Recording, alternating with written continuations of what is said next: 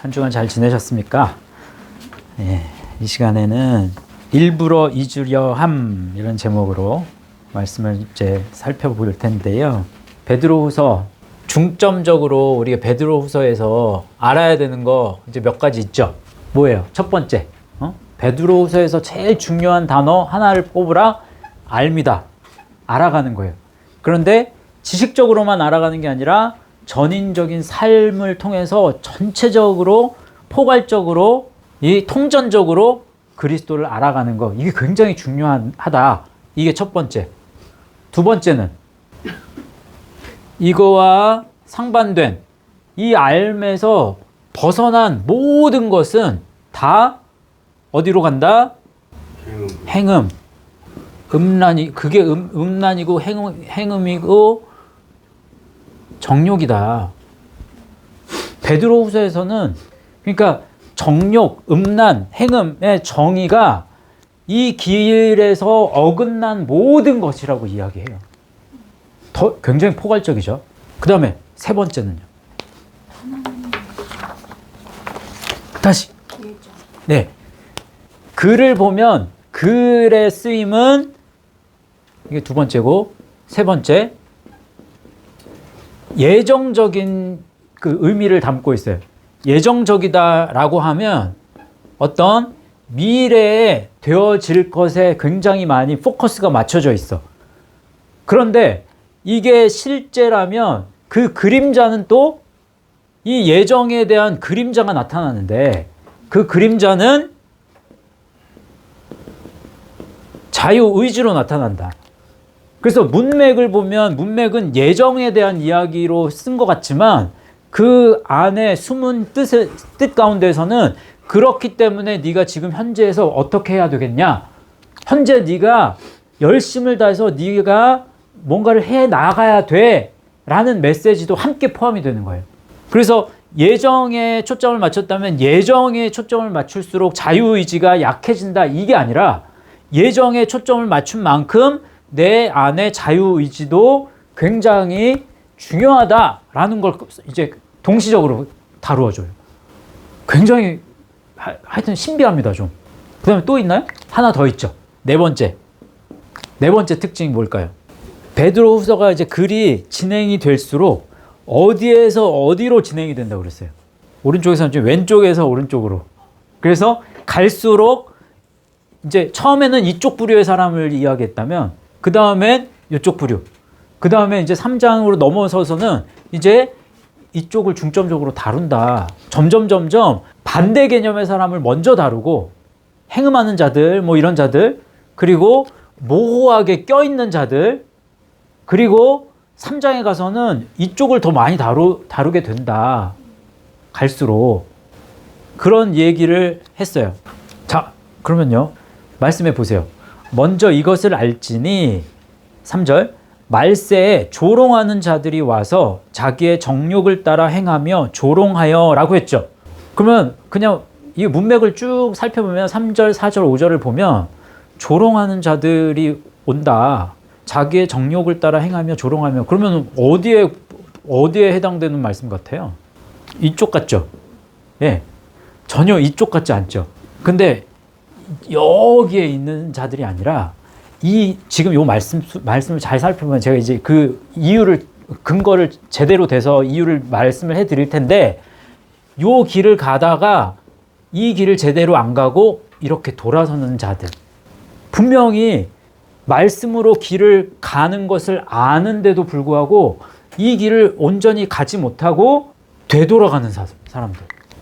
이쪽 부류를 이야기할 때 이쪽 이제 지금은 이제 여기를 이야기해야 되는데 여기를 이야기하기에 앞서서 여기에 어떤 긍정적인 어떤 그런 부분을 이야기하는 게 아니라 이쪽을 알아, 이쪽 길을 가.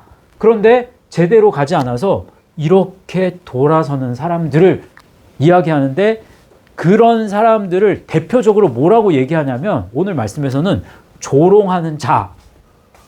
왜? 조롱하는 자 하면 여기에서 이 길을 가는 사람을 막 조롱하는 자처럼 보여지죠. 근데 그게 아니더라고요. 엠파익테스. 엠파이크테스. 이건 성경에 2번 나옵니다. 첫 번째는 디라이더. 디라이더 하면요, 이제 뭐 비웃는 거예요. 비웃는 자, 조소하는 자. 근데 어떤 이제 누군가의 사람을 저 사람은 어때? 그럼 내가 저 사람에 대해서 저 사람은 어때? 어떤 사람이야? 저 사람은 이렇게 뭔가 이렇게 정죄하듯이 딱 저 사람이 뭐뭐라고 이제 비웃듯이 비아냥거리듯이 말하는 거예요. 그래서 비웃는 자라는 뜻입니다. 그러니까 어떤 사람의 실체를 왜곡해가지고 좀 이렇게 깔보듯이.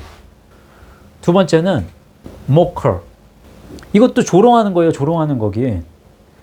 그런데 조롱하는 거고, 조롱하는데 어떤 조롱이냐, 이 조롱은 저 사람이 하는 말이나 행동을 흉내내면서 우스꽝스럽게 만드는 거 있죠. 그러니까 조롱한다라는 뜻에는 업신여기는 자. 세 번째, scoffer라는 뜻이에요. scoffer. 이것도 뜻은 다 비슷합니다. 비웃는 사람, 조롱하는 사람이라는 뜻이에요. 그런데 여기에는 이 특징이 뭐냐면 어떤 종교나 존경하는 대상, 존경의 대상을 비웃는 거예요. 그래서 네 번째는 false teacher. 그러니까 거짓 선생이죠. 근데 이거는 이쪽을 가리키긴 해. 근데 요 단계, 비웃는 자, 조롱하는 자, 비웃는 사람, 이 단계가 그럼 처음부터 그렇게 되느냐? 그게 아닙니다. 그걸 뭘로 알 수 있냐면 이제 조롱하는 자들이 와서 했죠. 요게 어떤 단어가 쓰냐면 에르코마이가 씁니다. 그럼 요걸 제가 한번 비교를 해드릴게요. 나누어 드린 거에 보면 계시록 3장 3절, 계시록 16장 15절 말씀이 있어요. 거기에 3장 3절에 이르리니가 있고 또 16장 15절에 오리니가 있죠. 그러면은 다 도둑같이 이르리니, 도둑같이 오리니 다 똑같이 오는 거잖아요. 근데 두 개 단어가 달라요. 3장 3절에는 오는 개념이 해코가 쓰입니다. 그러면 내가 도둑같이 오리니에 해코가 쓰이면 이 해코는 뜻이 오다, 도착하다, 참석하다. 그러니까 이 3장 3절의 말씀에서는 도둑같이 오는 거에 초점이 있어요. 오는 거기에 초점이 있을 때는 해코가 씁니다. 이럴 때는. 근데 내가 도둑같이 오리니 했을 때 그 16장 몇 절? 15절. 여기에는 에르코마이가 쓰인단 말이에요. 에르코마이에는 오는 것에 초점이 맞췄다기보다는 온 다음에 이루어지는 것에 대해서 초점이 맞춰져 있어요. 그래서 에르코마이의 뜻은 오다, 가다, 그리고 나타나다. 나타나면 어떻게 돼요? grow, 자라다, 성장하다. 뭔가 성장해 나감과 동시에 뭔가가 어떻게 돼요? 떨어져 나가다. 뭔가가 성장하면 뭔가 떨어져 나가. 그래서 뭔가 분리가 돼요. 이런 뜻이 있어요. 에르코마이에는. 그러면 내가 도둑같이 오리니에 에르코마이가 쓰였다. 그러면 온 다음에 진행되는 것에 뭔가가 자라는 것이 있고 떨어져 나가는 것이 있다. 라는 얘기예요. 이해하셨어요? 그러면 똑같은 의미를 가지고 요 조론을 하는 자들이 와서 라고 했다면, 그러면 조롱하는 자들이 왔다. 그러면 온 것에 초점을 맞춘 게 아니죠. 요 과정을 이야기한단 말이에요. 그러면 뭔가는 자라고 뭔가는 떨어져 나가는 거야. 처음에는 요쪽으로 길을 가는 듯 했지만 요거 자라는 것보다 이게 반대쪽으로 가게 되는 거예요. 만약에. 그러면 점점 이쪽으로 자라게 되네. 그럼 요 믿음이라는 게 떨어져 나가는 거야. 이쪽으로 가야 그리스도를 조롱하지 않는 사람이 되는 거예요. 그런데 이쪽으로 가면 행음이라고 했잖아요. 요걸 지금 요 행음하는 자라고는 표현을 지금 조롱하는 자라는 표현으로 쓴 거예요. 베드로는. 그래서 이쪽으로 가는 이쪽을 향해서 가는 사람이 그리스도를 비웃는 사람, 예수 그리스도를 업신여기는 사람, 그리스도라는 존경의 대상을 비웃는 거예요. 그런 사람이 결국에는 종국에는 거짓 선생이 되는 거예요. 이거 이유를 또 설명을 해드릴 거예요. 이 에르코마이로만 설명되는 말이 아니야. 이거는 이 다음에 또 설명해드릴 수 있어요. 그 다음에 이 조롱하는 자의 특징을 이야기할 때 자기의 정욕을 따라 행하며 조롱하여 라고 하죠. 자기의 정욕, 에피디미아. 에피디미아 하면요, 첫 번째는 longing, 간절히 바라는 거예요. 뭔가 동경하는 거예요. 뭔가를 굉장히 갈망하는 거예요. 근데 여기 희한한 건 여기 에피가 있네. 그러면 그리스도를 갈망하는 것이 될 수도 있지만 이 말씀으로 길을 가는 거에 반대가 되는 경우도 돼요. 반하여라는 뜻도 있잖아요. 여기에 자기의 정욕이라고 했으니까 그리스도의 열망이 아니라, 그리스도를 갈망하는 게 아니라 자기를 동경하는 거예요. 두 번째 뜻은요, concupiscence. 이거 어려운 단어인데, concupiscence. 이거는요, 강한 욕구, 아주 강력한 욕구. 그래서 아주 강한 성욕.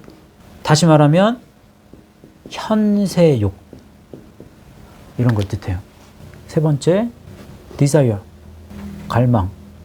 네 번째, lust, 정욕, 뭐 이런 뜻이에요. 이거는 에피디메오라는 단어에서 왔어요. 그러면 뜻은 여기에서 이제 동사만 붙이면, 동사형으로 만들면 거의 맞아요. 그래서 무엇을 마음에 두다, 갈망하다, 기꺼이 하다, 뭐 이런 뜻입니다. 요게 강한 욕구를 느끼다. 그러면 성경의 쓰임 속에 이 에피디메오가 쓰였을 때 요 뜻이 안 좋은 뜻으로만 쓰일까요? 아니면 좋은 뜻으로도 쓰일까요? 어떨 것 같아요? 맞아요. 좋은 쪽으로도 쓰여요. 적은 횟수이지만, 적은 횟수예요. 한 두세 번 정도밖에 안 나와요. 그렇지만 좋은 쓰임으로도 쓰입니다. 디모데 전서 3장 1절 말씀해 보면, 미쁘다 이 말이여. 이 말은 여기서 로고스에 쓰입니다. 그래서 이 말씀이요, 말씀이 얼마나 미쁜가, 미쁘다 이 말씀이요, 곧 사람이 감독의 직분을 얻으려 함은 선한 일을 사모하는 것이라 함이로다 했을 때, 사모하는 것이다, 사모하는 것, 이때 에피디메오가 쓰여요. 안 쓰이는 게 아니에요. 그래서 뭔가를 마음에 두고 갈망하고 기꺼이 하고 강한 욕구를 느끼고, 이게 말씀으로 십자가의 길로 향하는 것이 될 수 있지만 그렇지 않은 경우가 더 많아요. 이거는 에피에 뭐가 붙느냐, 이제 디모스라는 단어가, 이제 그 어원은 뒤오에서 온 말이에요. 뒤오. 이 뒤오는 첫 번째 뜻은 블로우. 뭐예요? 블로우. 바람이 부는 거지. 불다. 그러니까 바람이 부는데 십자가를 향해서 바람이 불면 이쪽으로 나아가지만, 십자가를 반해서 바람 나는 거예요. 바람 나는. 세상에. 바람 났다 그러잖아요. 그래서 바람 나는 거예요. 그럼 세상을 막 사랑해서, 세상을 동경해서 세상 쪽으로 막 나아가는 거. 또 다른 말은 스모크. 연기가 나는 거예요. 연기 나다. 연기 나다. 그 다음에 세 번째는 거친 숨을 그러니까 breath hard라는 거거든요. 거칠게 숨쉬다. 그럼 이쪽을 향해서 거칠게 숨을 쉬는 거는 그러면 성령의 충만함 가운데로 나아가는 거지만, 그렇지만 이쪽을 향해서 거칠게 숨쉬는 건 뭐예요? 구약에 보면 거칠게 막 숨쉰다는 그런 그 비슷한 표현이 있는데 기억나세요? 예언서 가운데 어느 책에 보면 암나귀가 암나귀가 그 욕정 때문에 거칠게 거칠게 숨쉬는 그런 그 표현이 있어요. 그러니까 세상 쪽으로 세상에 이 열망을 두고 이 욕구가 이게 불타오르는 그런 걸 표현하는 거예요. 이쪽을 향해서도 그럴 수 있고 이쪽을 향해서도 그럴 수 있다. 그래서 디오는 그런 의미입니다. 그 다음에 심지어는 sacrifice, 희생으로 바치는 거죠. 그러니까 중간에 이거는 중간에 모호한 게 아니야. 이쪽 아니면 이쪽이야. 희생으로 바치다. 이쪽으로 가기 위해선 이걸 희생해야 돼. 이쪽에 있는 걸. 근데 이쪽으로 가려면 이걸 희생하는 거야. 그러면 이걸 희생한다는 것 자체가 그리스도를 비웃는 거예요. 그리스도를 업신여기는 거야. 그래서 종국에는 거짓 선생이야. 너는 거짓 선생이야. 너는 참 선생이 아니야. 이런 이 낙인이 찍히는 거예요. 잘못하면. 그러니까 빨리 돌아서야 되죠. 희생으로 바치다. 심지어는 kill, 죽이다. 그래서 내가 내 육신을 죽이고 있느냐, 아니면 내가 그리스도의 말씀, 영을 죽이고 있느냐. 그걸 확실하게 딱 이야기해 주죠. 그래서 이 조롱하는 자와 정욕했는데요. 조롱하는 자, 요 엠파이크테스가 쓰인, 이 두 개 쓰인다고 그랬잖아요. 이 유다서에 또 한 번 쓰입니다. 근데 내용이 비슷해요. 요 말씀하고. 한번 읽어보세요. 유다서 1장 18절 19절 시작. 그들이 너희에게 말하기를 마지막 때에 자기의 경건하지 않는 정욕대로 행하며 조롱하는 자들이 있으리라 하였나니 이 사람들은 분열을 일으키는 자며 육에 속한 자며 성령이 없는 자니라. 요때 조롱하는 자들이 요게 이제 엠파이크테스가 쓰입니다. 그리고 요 에피디미아 정욕이 복음서에 쓰인 말씀 가운데 요게 이제 대표적으로 쓰인 말씀은 씨 뿌리는 자 비유에 나와요. 마가복음 4장 18절 19절 한번 읽어보세요. 시작. 또 어떤 이는 가시떨기에 뿌려진 자니 이들은 말씀을 듣기는 하되 세상의 염려와 재물의 유혹과 기타 욕심이 들어와 말씀을 막아 결실하지 못하게 되는 자요. 그러니까 말씀을 듣기는 들었어. 이거 알아. 그런데 가시떨기에 떨어진 사람들은 이 길을 가지 못하는 이유가 여기 세 가지 나오죠. 가시떨기에 떨어진 사람이 우리가 될 수 있는 확률이 굉장히 큽니다. 그럼 저희가 이제 조심해야 될 게 세 가지야. 그 첫 번째가 뭐예요? 세상의 염려. 세상 속에서 하는 염려. 이쪽으로 내가 왜 가지 못하지 하는 염려가 아니라 이쪽 속에서 이 안에서 염려하는 염려, 이것 때문에 이거 못 갖는다. 그 다음에 두 번째, 재물. 세 번째, 기타, 그 밖에 다른 욕심. 요게 에피디미아예요. 요 세 가지를 조심하지 않으면 그러면은 이것들이 말씀을 막는데요. 그래서 결실하지 못하게 된다. 열매를 못 맺는 사람이 된다. 그 다음에 로마서 7장 7절에서 8절 한번 읽어보세요. 이 말씀 되게 중요합니다. 로마서 말씀. 요 로마서 7장에도 율법에 대한 이야기가 굉장히 자세하게 나와 있거든요. 시간이 되면 나중에 로마서 7장 말씀을 쭉 살펴보세요. 그럼 조금 더 도움이 될 텐데 이걸 다 살펴볼 수는 없으니까 일단 로마서 7장 7절에서 8절 한번 읽어봅시다. 시작. 그런즉 우리가 무슨 말을 하리요? 율법이 죄냐? 그럴 수 없느니라. 율법으로 말미암지 않고는 내가 죄를 알지 못하였으니 곧 율법이 탐내지 말라 하지 아니하였다면 내가 탐심을 알지 못하였으리라. 그러나 죄가 귀회를 타서 계명으로 말미암아 내 속에서 온갖 탐심을 이루었나니 이는 율법이 없으면 죄가 죽은 것임이라. 이 말이 무슨 말인지 아시겠어요? 그러니까 율법이 없었으면 구약의 말씀. 네? 신약이 아니라 구약의 말씀. 이게 율법이잖아요. 그래, 율법이 죄를 깨닫게 하는 기능이 있잖아요. 그러면 이 율법 자체가 불완전하다고 우리는 배웠고, 율법은 완전하지 않아. 구약의 말씀은 완전한 말씀이 아니야. 뭔가가 부족한 말씀이야 라고 이야기했는데, 그게 그러니까 그냥 우리가 그러니까 이 말씀을 취함에 있어서 취한다는 그런 개념으로 그게 불완전한 말씀이지, 하나님 편에 봤을 때 이 하나님 편에서는 이 율법의 말씀 선하고 의로운 말씀인 거예요. 말씀 자체는. 다시 말하면 내가 뭔가를 치료를 해야 되는데 내 안에 뭔가 문제가 있잖아. 그럼 죄를 이제 치료를 해야 되는데, 이 율법은 치료의 기능이 있는 게 아니라 그 이제 뭐가 잘못됐는지를 깨닫는 기능인 거예요. 사람을 고치기 위해서는 뭔가가 어떤 병인지 정확하게 그 병을 찾아내야 되는 게 중요하잖아요. 정확히 보는 게 먼저 중요하잖아요. 보지 않고 그냥 그거를 치료할 수는 없는 문제란 말이에요. 그러면 보는 데까지는 율법이 필요한 거예요. 근데 보는 걸로 치료하는 건 아니잖아요. 엄밀하게. 그래서 잘못하면 구약의 말씀을 폄하할 수 있는데 폄하하는 건 아니다.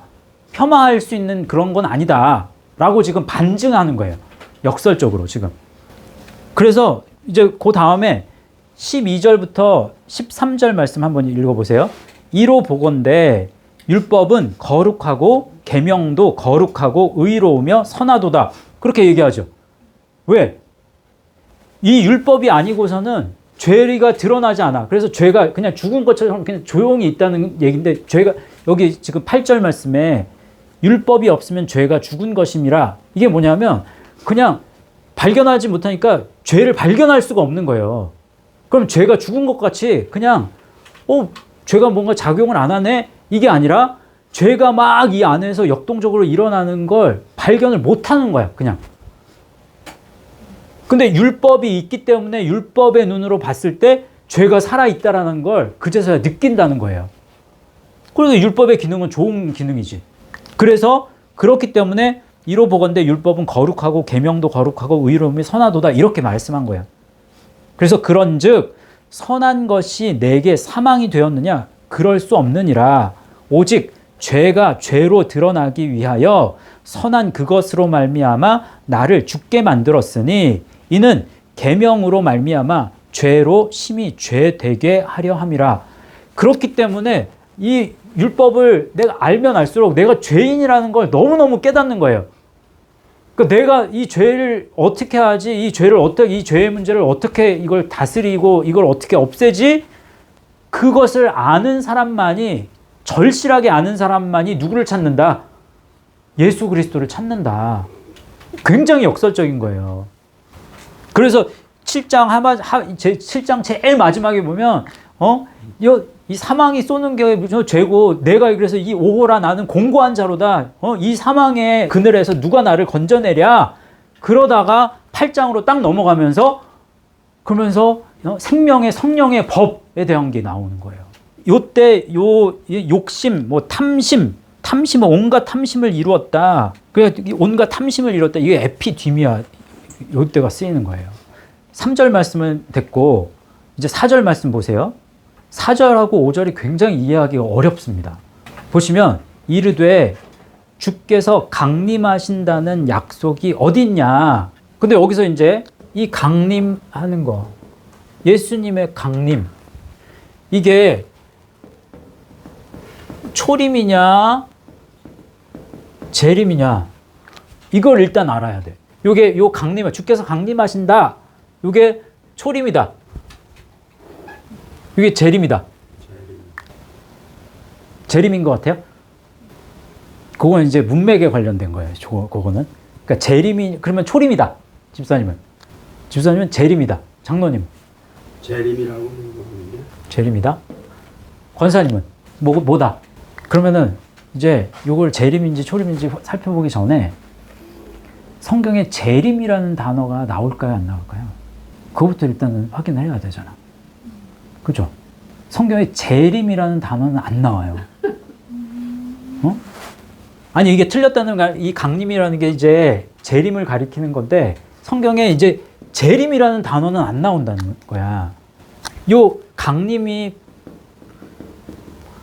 파루시아라는 단어예요.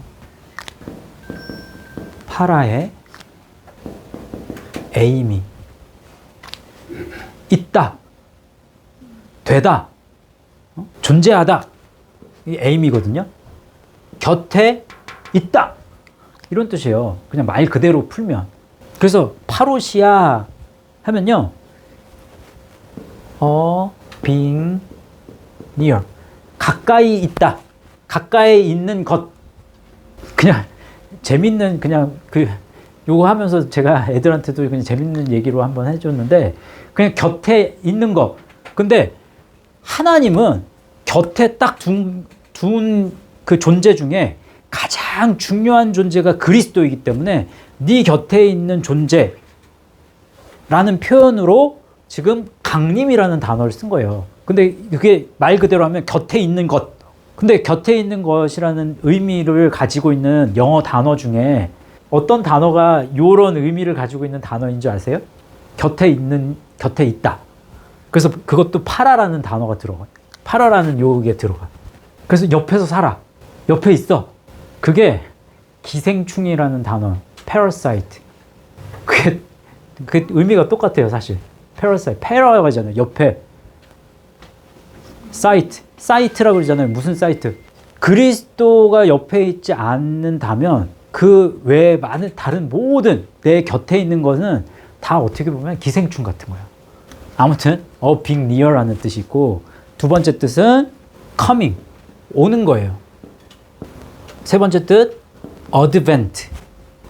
이 A가 대문자가 되면 이게 이제 대림절 할 때 대림이 되는 거예요. 강림, 대림. 그래서 그리스도 오시잖아요. 그러면 그 오신 그리스도가 presence, 현존하는 거죠. 실존, 실제적으로 보여지잖아요. 말씀이 그래서 육신이 됐다라는 건 굉장한 거거든요. 우리 옆에 계시는데, 우리 옆에 계시는 그 그리스도가 안 보여. 그게 아니라 보여. 보이는 그리스도를 보내주신 거예요. presence. 그 실체가 보이니까, 그러니까 aspect라는 뜻이 있는 거예요.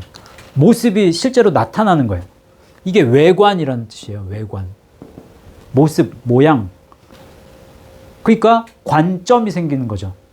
그리스도의 관점으로, 이 그리스도를 보는 사람은 그리스도의 관점으로 이제 세상을 보는 거고, 그리스도를 못 보는 사람은 현세욕에 사로잡힌 어떤 정욕적인 그런 관점으로 세상을 보니까 갈수록 이쪽으로 가는 거예요. 근데 이 강림이라고 얘기했는데, 이 강림이 요것만 보면은 어떻게 보면 초림에 가까운 설명을 했지만, 성경에는 초림과 재림을 다 파루시아를 써요. 파루시아를 쓸 때 오히려 재림에 대한 걸 더 많이, 파루시아가 많이 쓰입니다. 보세요, 한번. 야고보서 5장 7절 8절 말씀 읽어보세요. 시작. 그러므로 형제들아, 주께서 강림하시기까지 길이 참으라.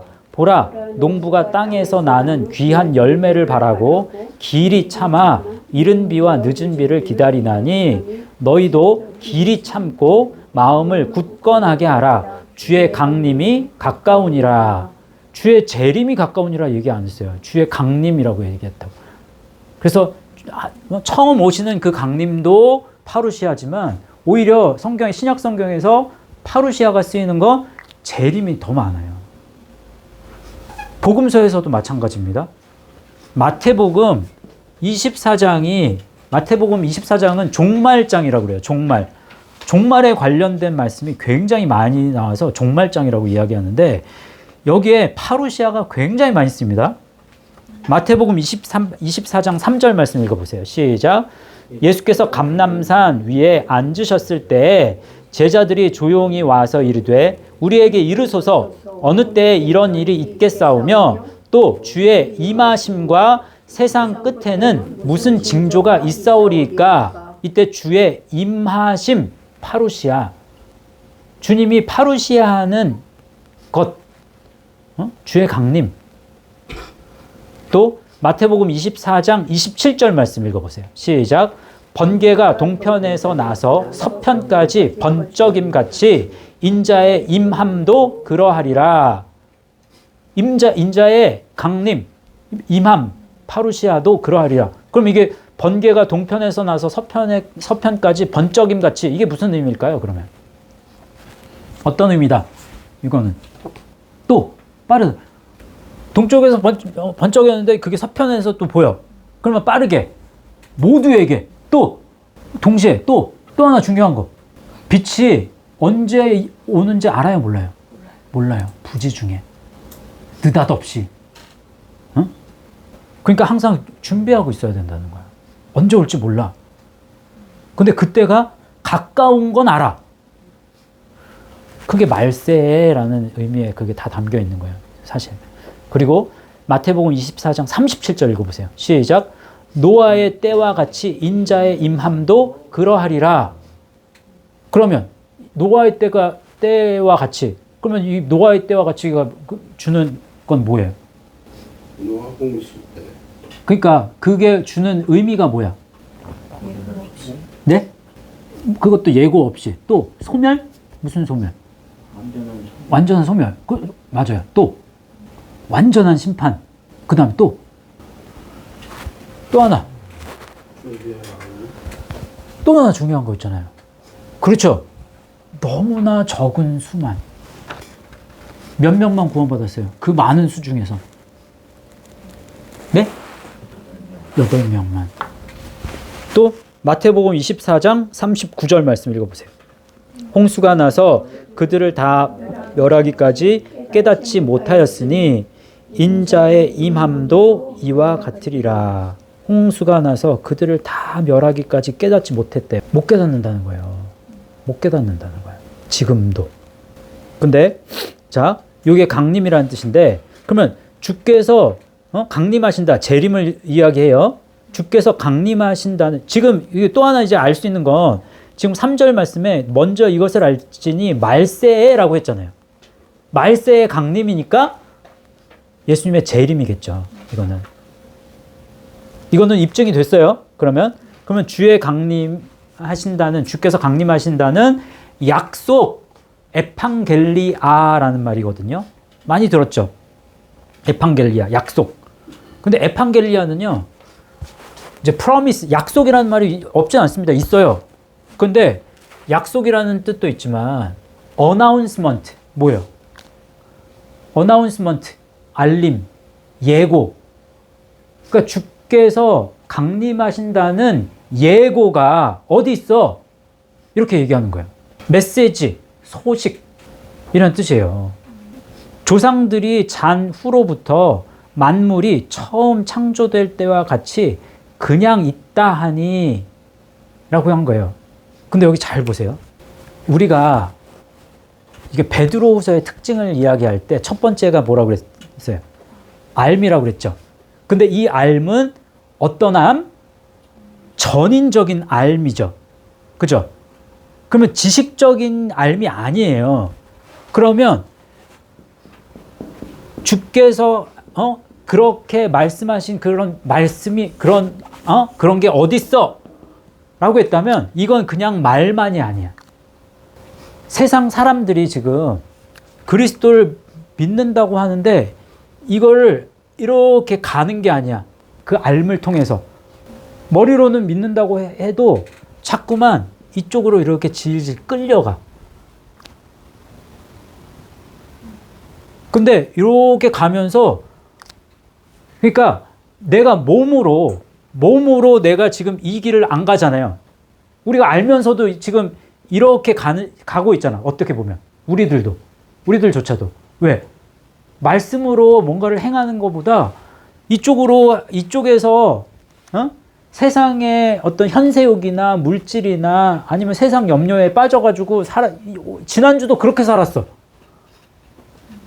그 삶이 바로 그 삶을 다시 말한다면 지금 요 얘기하고 똑같은 거예요. 주께서 강림한다는 약속이 어디 있어?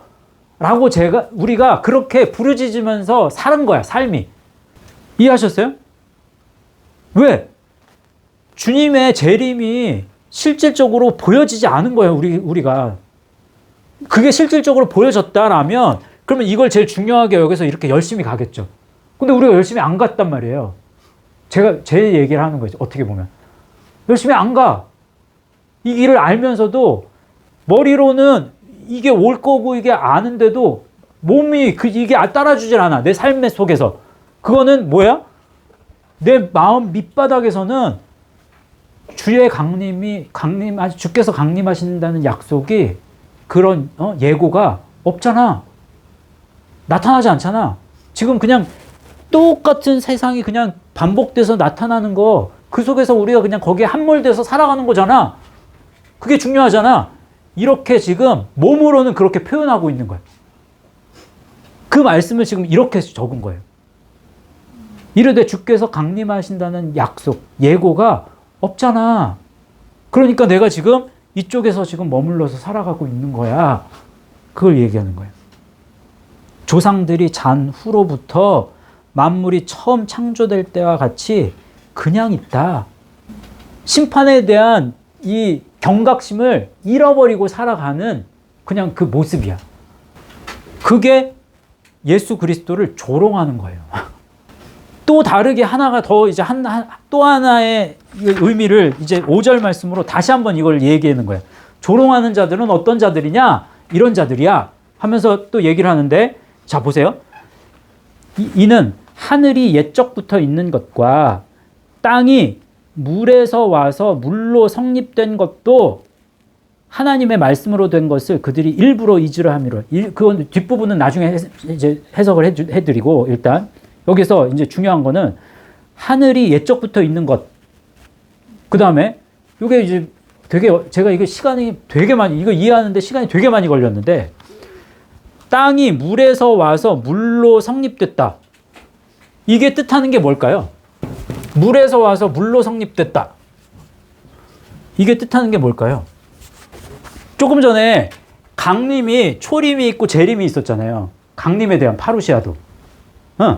이것도 마찬가지예요. 땅이 물에서 나와 물로 성립되다. 이거는 이제 해야 돼요, 우리가 이제 공부를 해야 되는 거고, 에크야, 이거. 물로. 이거는 디아. 그럼 이게 뜻하는 의미가 뭘까요? 노아의 홍수. 또 구약 속에서 있어. 구약 속에서. 노아의 홍수 사건을 이걸로 표현했다. 또 셋째 날 하나님이 창조하실 때 잠겨 있다가 묻이 드러나게. 그래요. 그거하고 지금 이게 이제 요걸 이야기할 수도 있고, 예? 그리고 물에서 나와 물로 성립된다. 물에서 나와 물로. 요게 땅이 물에서 나와 물로. 노아의 홍수를 가리키기도 해요. 왜 그래요? 노아의 홍수 때 잘 보시면 하늘에 물이 들어있는 윗물을 터뜨렸다고 그랬어요. 그래서 요 하늘에 있는 물이 땅으로 쏟아졌어. 그래서 땅이 다 잠겼다고. 그래서 다 물로 됐다가 시간이 흐를수록 묻이 드러나잖아. 그래서 땅이 물에서 나와 물로 성립됐다. 요 얘기는 요걸 가리키기도 하고 요걸 가리키기도 해요. 그러면 지금 요 말씀에서, 이 말씀에서는 이걸 가리킬까 이걸 가리킬까? 창조다. 집사님. 창조다? 권사님. 뭘로 가리킬까? 창조 때다 아니면 노아의 홍수 때다? 장로님. 언제일 것 같아요? 창조 때를 창조 때다? 다 틀렸습니다. 요때예요. 왜 그런지 제가 설명해 드릴게요. 자, 일단은 요 말씀 속에서 요 성립되다라는 걸 일단 발견을 해야 되는데, 성립되다, 이게 쉬니스테미라는 말이에요. 이거는 쉰과 히스테미가 합쳐진 말이에요. 제가 이거 끝까지 이게 되게 고민을 많이 하다가 이게 단순한, 이게 굉장히 지금 우연하게 그러니까 우연치 않게 뜻하지 않은 방법으로 이걸 발견을 했는데, 이따가 여러분들이 내가 얘기하면 웃을 거예요, 아마. 근데 여기 속에서 일단 이 말씀에서 여기 5절 말씀까지 여기에서 이제 찾으면 이걸로 이제 찾을 수 있고, 근데 이제 확인을 이게 맞나, 내가 생각하는 게 맞나 틀리나 이걸 확인을 해야 되는데 그 확인을 하는 과정 속에서 너무 단순한 방법으로 찾아가지고 야, 내가 이 단순한 방법을 이렇게 가지고 시간을 많이 허비를 했구나 그 생각을 했는데요. 이제 들어보세요. 일단 들어보세요. 쉬니스템 서는 거예요. 예? 서고 만들고 하는 거예요. 근데 함께 서는 거야. 함께 만드는 거야. 함께 구성하는 거야. 막 의미가. 그러면 뭐와 뭐가 함께 서는 건가? 그러면 그걸 일단은 발견을 해야 돼요. 그러면 땅이 물에서 나와 물로 성립된다. 그러면 일단은 여기 성립되는 거에 이제 이 서는 거에 뭐가 서는 거예요? 땅이 서는 거잖아요. 그러면 땅과 함께 서는 게 뭐예요? 하늘이 함께 서는 거라고. 하늘과 땅이 함께 선다라는 의미를 가지고 있는 거예요. 요 히스테미가 서다라는 개념이 뭔가 성립하고 만드는 거가 땅이 하늘과 함께해서 만든다 이 개념을 가지고 있다고 이 말씀 속에서. 근데 갑자기 이게 창조가 나오는 게 이상하단 말이지. 창조는 땅과 그러면 땅에서 이게 창조는 땅이 물에서 이렇게 드러나는 거지 하늘과 연관이 있는 건 아니란 말이에요. 그래서 이거 아닌가? 이거는 연관성이 있어. 왜? 하늘은 계속되어 하늘에서 물이 쏟아져 내려온 거잖아요. 하늘로부터. 하늘에 있는 물이 내려온 거란 말이에요. 그럼 하늘과 땅이 서로 연관성을 가지고 있기 때문에 전 이거라고 생각하는 거예요. 그렇잖아요. 여기까지 따라오셨어요? 이해하셨어요? 그리고 지금 말씀이 지금 진행에 이렇게 이야기하는 게 지금 말세 때 지금 심판에 대한 이야기를 한단 말이야. 그죠? 근데 심판에 대한 이야기를 할 때 노아의 홍수는 이게 첫 번째 심판이고 두 번째 심판이기 때문에 이게 연관성이 있는데 창조 때를 이야기하면 심판의 지금 이야기 속에서 맥이 안 가, 같이. 그래서도 안 맞아, 이게. 그래서 이게 내가 생각이 이게 맞는지 틀리는지 확인이 안 되는 거예요. 그게. 여기까지 이해하셨죠? 그런데요, 제가 이제 베드로후서 말씀을 잘 읽어보질 않아서 잘 몰랐는데 제가 여기서 이제 한참 이제 토요일 어제 한참 있다가 그리고 이제 뭐 그냥 대충 이제 다 하고 요거는 지금 퀘스천으로 딱 놓고 이거는 요 시점을 정확하게 내가 모르겠다. 그리고 이제 집에 갔어요. 그래서 일단 너무 피곤해서 잤어, 좀. 그 애들하고 이제 공부하기 전에 한 시간 정도 전에 일어나가지고 이걸 정리하다가 모니터를 이렇게 딱 펴서 이제 베드로 후서를 딱 이제 모니터 한쪽에다가 이렇게 딱 열어놓고 지금 이게 5절이잖아요.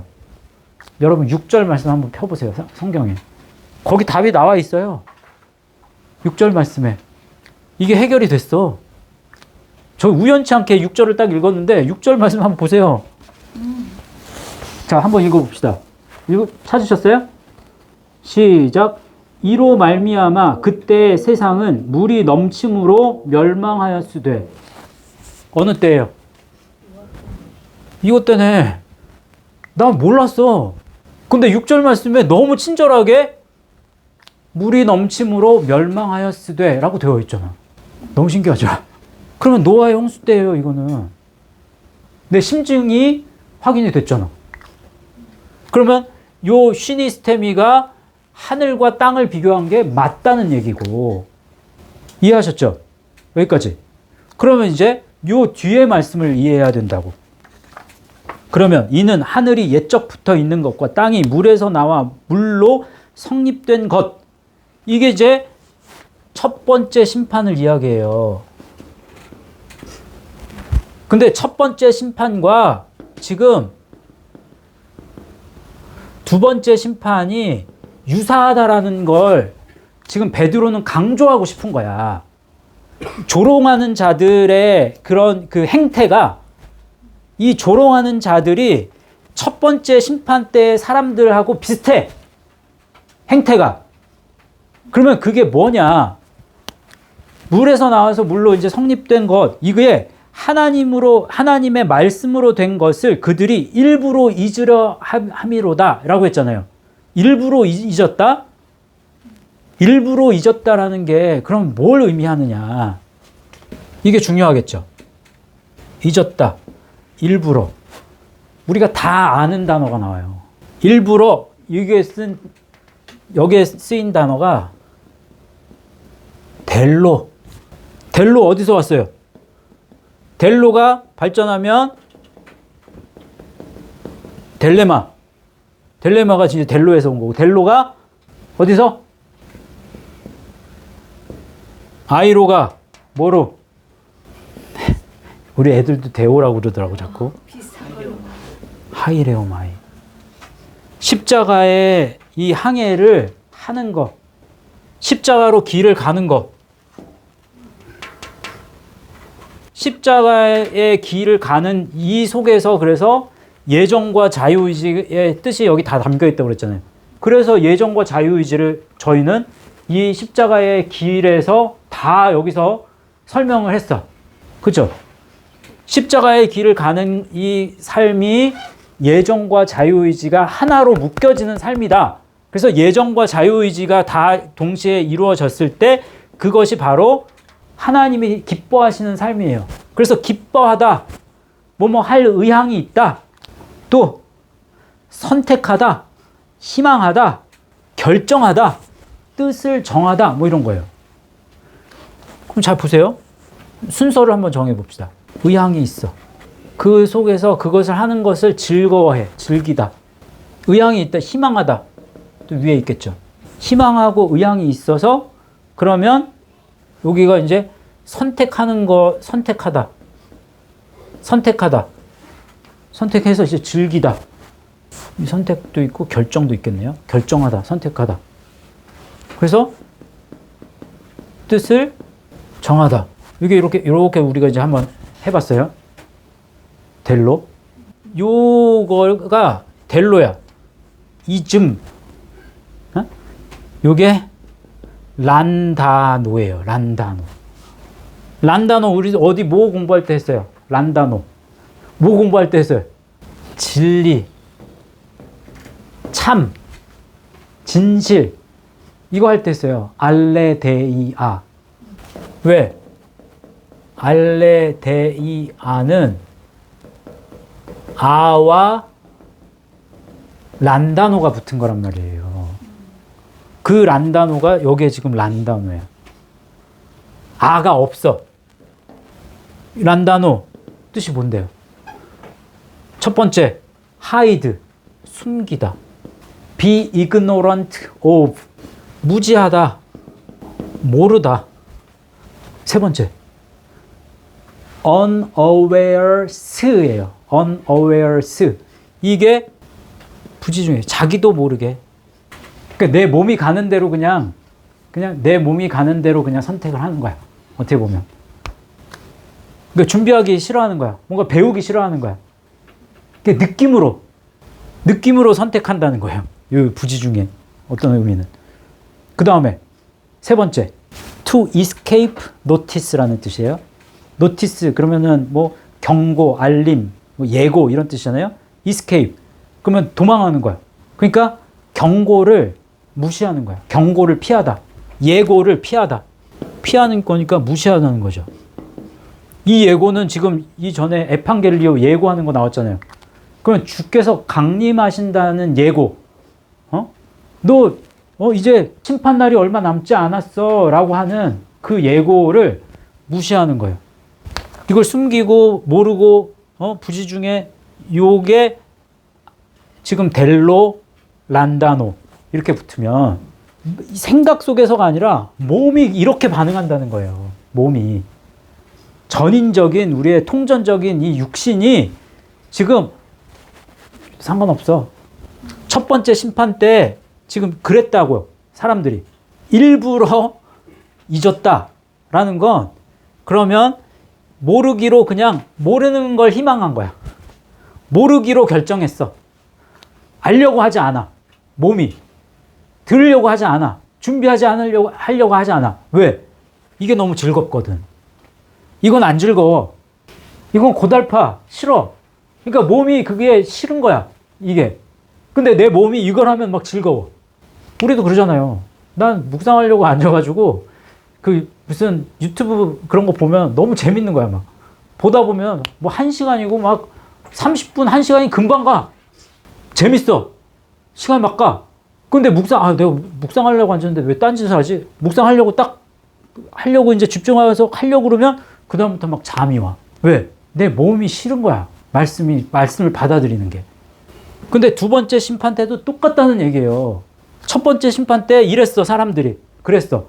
근데 두 번째 심판, 지금 이제 불로 심판하는 그 심판을 앞두고도 사람들의 성향이 똑같아. 그걸 얘기하는 거야. 근데 베드로는 지금 여기에 사람들에는 사실 관심이 없어요. 여기에서 이렇게 밀려나서 지금 이쪽을 가지 않고 이쪽을 못 가고 자꾸만 뒷걸음질 치는, 이쪽을 가다가 자꾸 뒷걸음질 치고 뒤돌아봐서 자꾸만 이쪽으로 자꾸 빠져들어. 그 사람들을 어떻게 하면 돌이켜주지? 베드로 후서의 초점은 여기에서 이렇게 뒤로 돌아봐가지고 자꾸만 이쪽에서 함몰되는 그 사람들에게 초점을 맞췄다니까? 우리잖아요, 우리. 조롱하는 자가 난 남 얘기인 줄 알았어. 거짓 선생하면, 이 조롱하는 자 거짓 선생이잖아요. 거짓 선생이면 여기에 있는 사람이 지금 이 길을 가는 사람 조롱하는 그건 줄 알았다니까? 그게 아니에요. 제가 무슨 생각이 드냐면, 자꾸 하나님이 나한테 기회를 다시 주시고 계시는데, 근데 이게 내가 지금 이게 너무 어려워. 이 길을 가는 게. 우리들이 그렇잖아요, 지금. 이 길을 가는 게, 이 육신이라고 하는 게, 이 육신의 소욕이 너무 질겨. 막 진짜 거머리, 이 기생충처럼 이게 잘 안 죽어. 거머리 같이. 딱 달라붙어가지고 떨어질래요. 떨어지지도 않고, 막 이게 아주 이 육신이라는 이걸 어떻게 이걸 해결해야 될지 정말 모르겠어, 막. 그런데 계속 똑같은 말씀을 다른 방법으로 지금 계속 말씀하고 계셔. 그래서 너 돌이켜야 돼. 너 회개해야 돼. 너 자꾸 육적인 이 습관 속에서 벗어나야 돼. 그걸 자꾸 기회 주실 때 어떻게 해야 돼요, 우리는? 그 기회를 선용해야지. 그러실 수 있기를 바랍니다. 저와 여러분이. 이 기회를 주시는 거를 놓치면 안 돼. 이거 마지막, 어떻게 보면 언제 오실지 몰라, 진짜. 내일이라도 오셔도 전혀 이상하지 않은 세상입니다. 왜? 이 거룩한 곳에, 이 자리에 서지 아니할 것이 서고 있잖아, 지금. 많은 그런 자리들, 목사가 설교하는 그 설교단의 자리에 이상한 사람이 서서 설교를 하고, 앉지 말아야 할 어떤 위정자의 자리에 이상한 사람이 앉고, 세상이 돌아가는 이 지금 세상이 정말 말세라는 생각을 너무 많이 하는 지금 이때, 당장 내일 하나님이 오셔도, 그 그리스도가 오셔도 이상하지 않아. 그러면 그 시간 속에서 우리가 하는 건 누구 비판하고 하고 그게 아니라 말씀으로 자꾸 돌이키는 연습하셔야 돼요. 다시 돌이키고. 그래서 열심히 이 길 힘써서 가실 수 있는 저와 여러분 되실 수 있기를 주님의 이름으로 축복합니다. 자, 기도하고 마치겠습니다. 우리의 한 주의 삶을 돌이켜서 회개하시고 참회하며 기도하시고, 그리고 제가 마무리 기도하고 마치도록 하겠습니다. 한 2, 3분 정도 같이 한번 기도하겠습니다. 하나님 아버지, 감사합니다. 오늘 말씀을 통해서 저희에게 말씀하여 주신 것, 이 경고의 말씀을, 주의 강림의 예고를 저희들 귀 기울여 들을 수 있는 우리 예수말씀교회에 속한 성도들 되게 하여 주시기를 간절히 원합니다. 우리의 생각 속에서는 우리가 하나님을 예배하고 또 하나님을 향해서, 예수 그리스도를 향해서 걸어가야 하는 이유와 목적은 분명히 알고 있으면서도 우리의 삶 속에서는 여전히 예수 그리스도를 조롱하고 비웃는 삶을 살았던, 예수 그리스도를 업신여겼던 그런 삶을 여전히 살고 있었음을 고백합니다. 이러한 이중적이고 또 이러한 완악한 우리의 모습을 다시 한번 예수 그리스도의 보혈의 피 앞에 씻기를 원합니다. 저희의 모습을 용서하여 주시고 다시 돌이켜서 마음과 정성과 뜻과 힘을 다해서 그리스도의 길을 걸어 나아갈 수 있는 우리 예수 말씀 교회에 속한 성도들 한 분 한 분 되게 하여 주옵소서. 그래서 첫째 이 물로 심판받았던 그러한 삶의 사람들의 행태에서 벗어나 이제 진정으로 예수님께서 바라시고 원하시는 그런 삶의 모습으로 우리가 전향적으로 바꾸어 나아갈 수 있는 우리 모두가 되게 하여 주옵소서. 그렇게 역사하시고 또 그렇게 인도하시기를 원하며 모든 말씀을 예수님의 이름으로 기도하옵나이다. 아멘.